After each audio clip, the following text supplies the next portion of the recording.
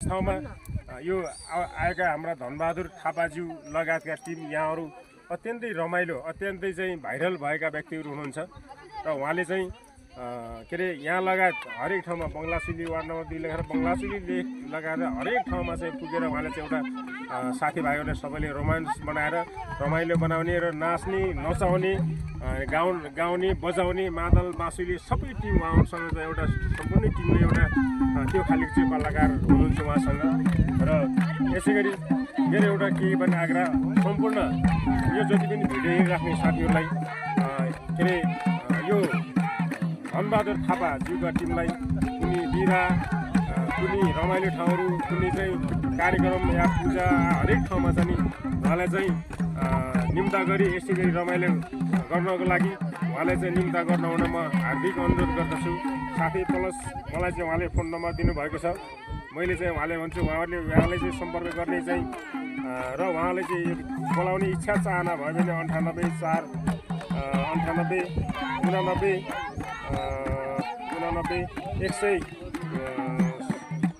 128 number 26 मा चाहिँ सम्पर्क गर्न हुन 126 मा सम्पर्क गर्न हुन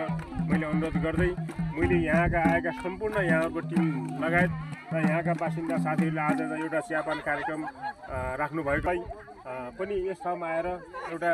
2-4 शब्द र यहाँहरूसँग चाहिँ घोलमेल भएर चियापान कार्यक्रममा 2-4 शब्द राख्न दिनु भएकोमा म सम्पूर्णलाई धेरै धेरै धन्यवाद दिन चाहन्छु। र फेरि पनि मैले धनबहादुर थापाजीको नम्बर फेरि पुनः दोहोऱ्याएँ 98 4 98 89 126 नम्बरमा सम्पर्क गर्न हुन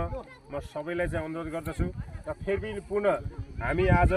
यो बङ्गलासुली वार्ड नम्बर 2 को यो भाइरल डाँडा मर्पेसमा फेरि पनि यसरी भेट गर्ने बाचा गर्ने र यस ठाउँलाई अब हामी सम्पूर्ण यस आएका साथीहरूले आफ्नो ठाउँबाट सबैले सहयोग गर्नु भएर आज धेरै रमाइलो पनि गर्नु भएको थियो। म पनि एउटा निमन्त्रणाको रूपबाट आज सुरुमा आइपुगेको थिएँ र यस ठाउँलाई हामीले अहिले यस ठाउँमा 2वटा प्रतीक्षालय बनाइदिएका छौँ पानी पर्दा बस्नको लागि र पानीको व्यवस्था गरिदिएका छौँ। पानीको धारा छ, पोखरी छ र बस्नको लागि यस ठाउँमा कुनै समस्या कुनै पनि छैन र सबैजना यस ठाउँमा मनोरञ्जन गर्न र यस अवलोकन गर्न आउन म सबैले एउटा अनुरोध गर्दै म आज मेरो भनाइ र सम्पूर्ण साथीहरू धन्यवाद दिँदै मेरो भनाइ यही अन्त्य गर्छु। हस्।